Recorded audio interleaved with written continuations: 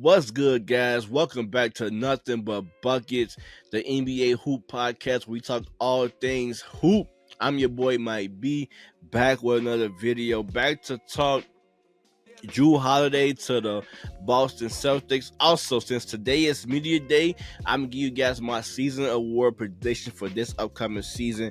Also, my prediction for this year's NBA Finals, so who I believe will be hosting up that NBA championship.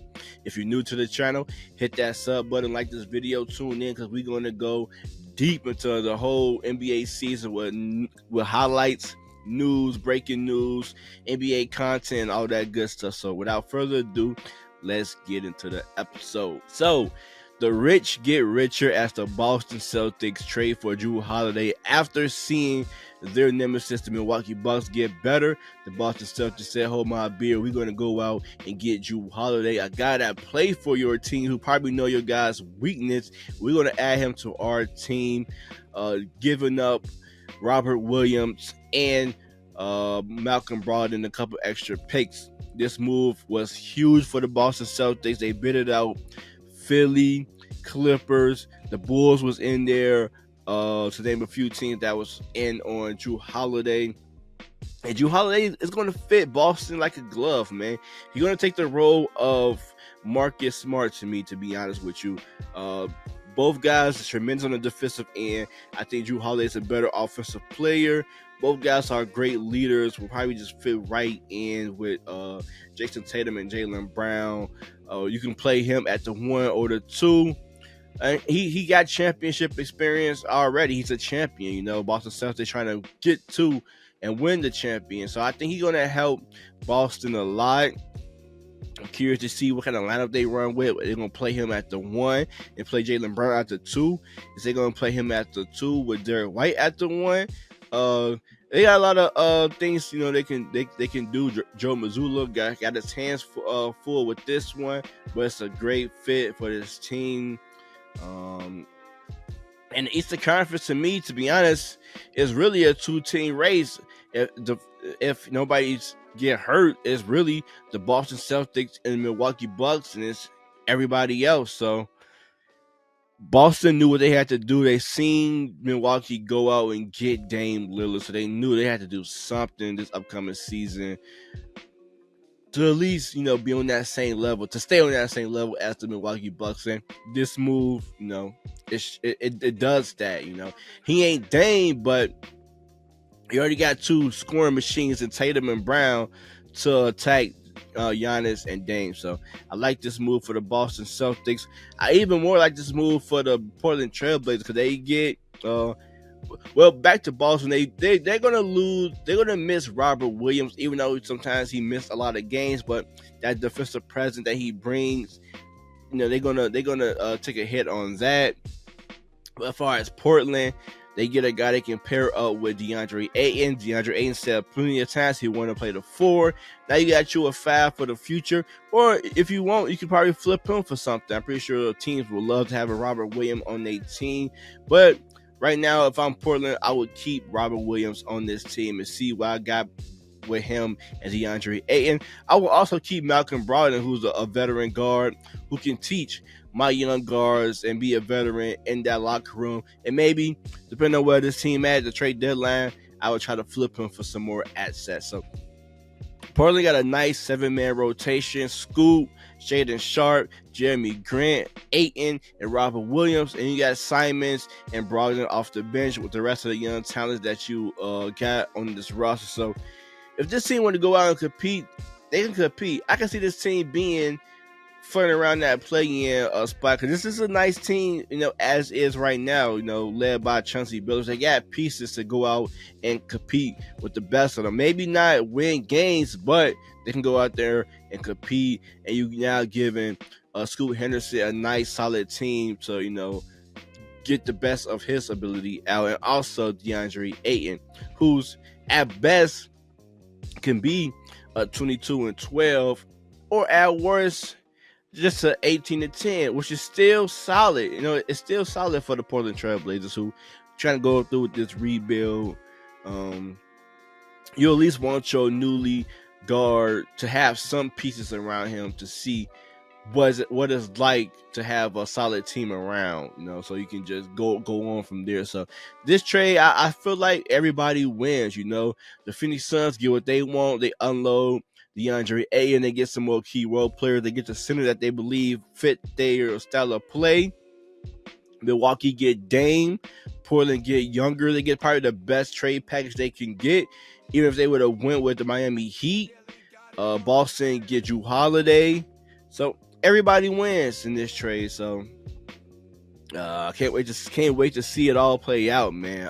Most definitely gonna be tuning into Portland the first few weeks of the NBA season. See this team. I'm gonna watch the Milwaukee Bucks.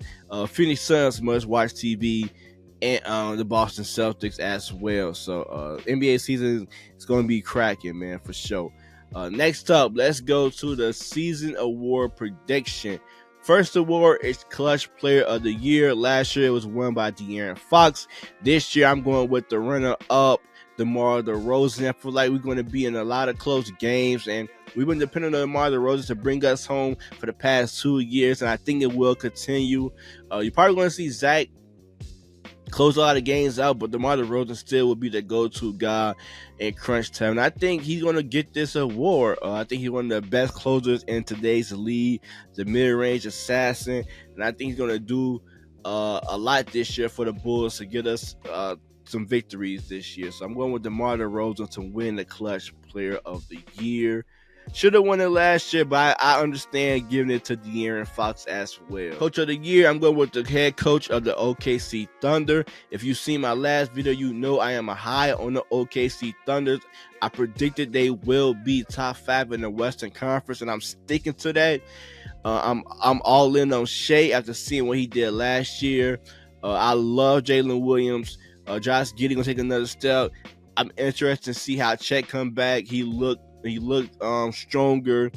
So, and especially the rest of the role players around this team, I think they're gonna come out gun blazing, and I wouldn't be shocked if they finish top 3, but I got them top 4 in the Western Conference, giving him Coach of the Year votes and ultimately winning Coach of the Year. Most improved. This probably was a tough one. I had a lot of names written down. I had Jabari Smith. I had Evan Mobley. I had Shaedon Sharpe. I had a lot of young guys I thought could break out this year, but one guy, I think is gonna, take that step is Keegan Murray for the Sacramento Kings being that third option. I think you will see Sabonis probably twinging around that third option, second option. You probably see those guys flip. I can see Keegan Murray bring his average to maybe 17 points per game. Last year was around 12, 13 points. I think he's going to take another step forward for this Kings team. They need him to.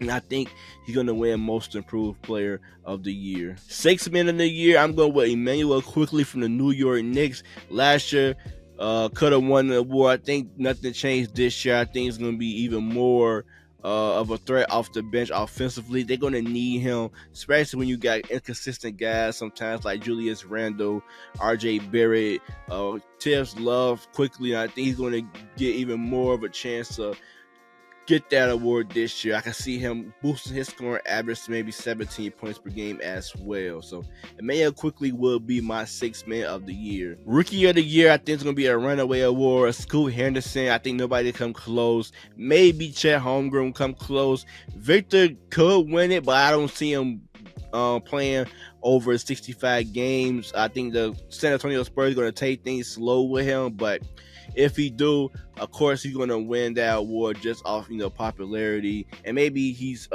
probably outplayed Scoot Henderson, but overall I'm picking Scoot Henderson to run away with this award. Another guy is a guy that I'm buying stock in for this year, because I think this year is going to be that year where we see him play more than 65 games, be one of the best players in today's league. I know he's probably over the age of 30, but I still think this year is going to be the year we see Anthony Davis finally get that DPOY.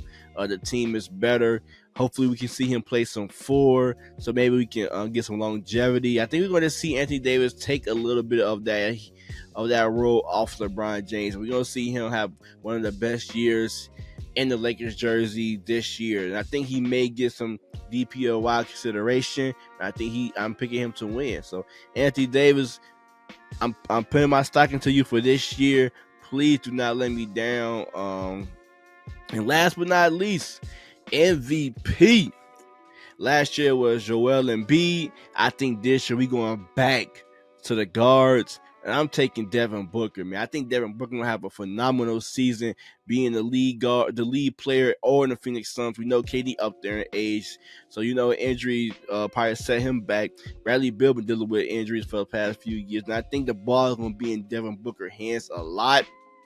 And I think we may see him average 30 points, maybe 7 assists. And I think that's good enough to get him MVP. And of course, the Phoenix Suns probably going to be top 3 in the Western Conference. So I think this year lined up perfectly for Devin Booker to really take that huge jump and to get MVP. And I'm booking it, man. I'm putting my stock into it. I think this is the year that we're going to see Devin Booker take another step into being a superstar, which I already think he's a superstar, but I don't think a lot of people around the league view him as a superstar.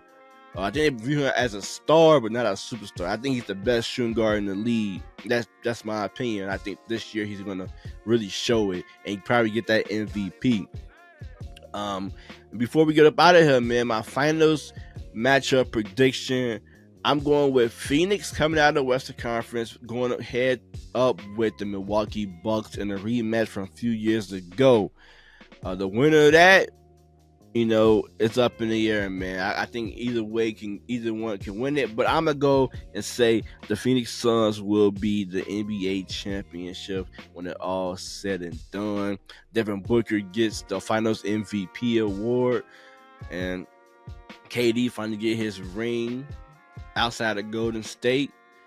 That's my prediction. Let me know what you guys think down below. Also, give me your guys' final prediction as well as your NBA season award prediction below. And like always, you guys stay safe and stay blessed. Catch y'all in the next one. Peace.